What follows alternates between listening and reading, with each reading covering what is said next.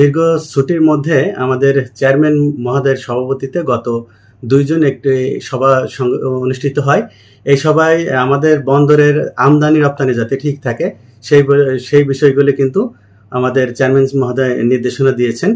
তো আমাদের শুধুমাত্র ঈদের দিন বাদে আর কিন্তু 24 আওয়ার আমাদের বন্দর কিন্তু খোলা থাকবে।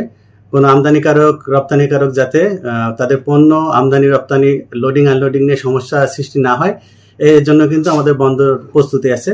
এর পাশাপাশি আমাদের যে আইন শৃঙ্খলার যে বিষয়টা, আমাদের আইন শৃঙ্খলার বিষয়টা একটু জোরদার করা হয়েছে। আমাদের যেমন শহরে অর্থাৎ জেটি এরিয়া এবং আশপাশ এরিয়ায় যেমন টহল থাকবে, চ্যানেলগুলোতে কিন্তু আমরা টহলের ব্যবস্থা করছি।